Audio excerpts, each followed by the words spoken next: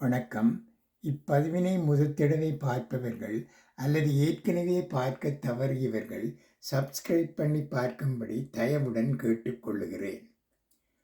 மகிமை நிறைந்த மகா சிவராத்திரி விரதம் 15/2/2026 இன்று.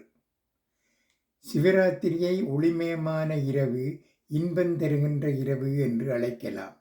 ஒருவர் தன் வாழ்வின் வினைப்பயனை அளிக்க 8 விதமான சிவ வழிபாட்டு முறைகளை கடைப்பிடிக்கலாம் என புராணங்களில் கூறப்பட்டுள்ளது.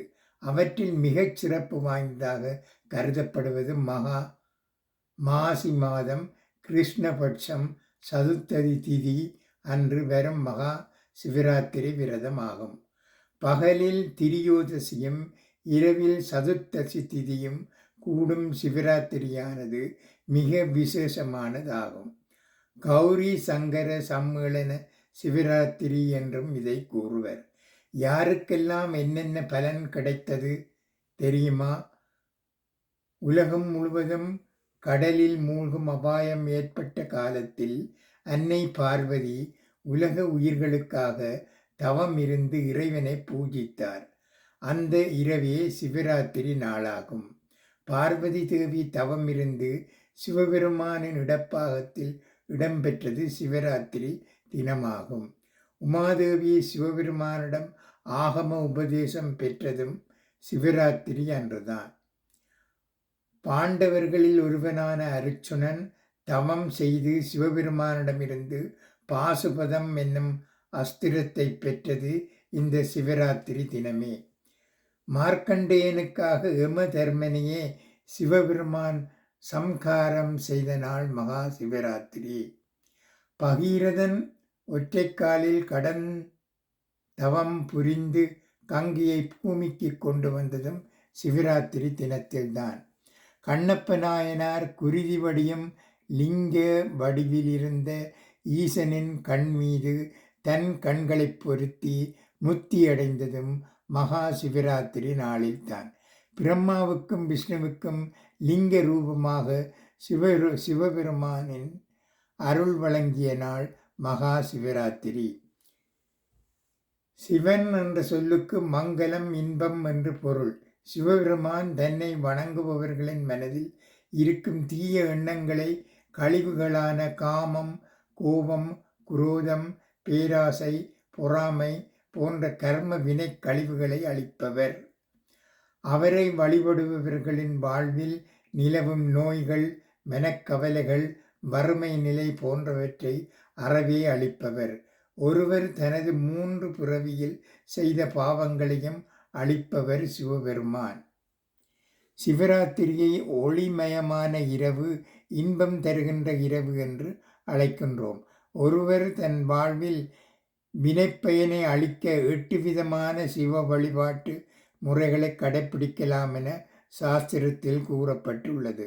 அவற்றில் மிகச் சிறப்பு வாய்ந்ததாக கருதப்படுவது மாசி மாதம் கிருஷ்ணபட்சம் சதுர்த்ததி திதியில் வரும் மகா சிவராத்திரி விரதம் ஆகும்.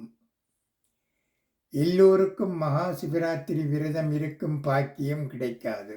அவனருளாலே அவன்தாள் வணங்கி என்ற வாக்கியத்துக்கு ஏற்ப அந்த சிவனின் அருள் இருந்தால் மட்டுமே இந்த மகா சிவராத்திரி விரத வாய்ப்பு கிடைக்கும்.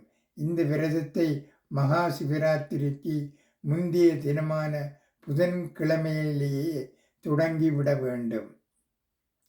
அன்றைய தினம் ஒருவேளை மட்டுமே சாப்பிட்டு விரதத்தை தொடங்க வேண்டும்.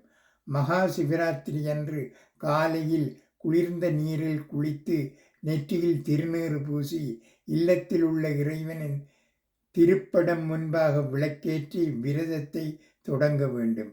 வியாழக்கிழமை அன்று பகல் மற்றும் இரவு முழுவதும் எதுவும் சாப்பிடக்கூடாது.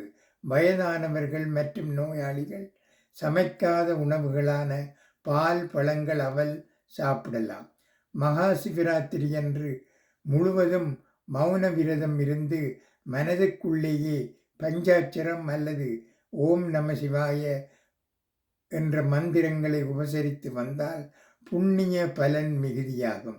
சிவராத்திரி நாளில் சமைத்த உணவுகளை உண்ணாமல் சிவ சிந்தனையுடன் இருக்க வேண்டும்.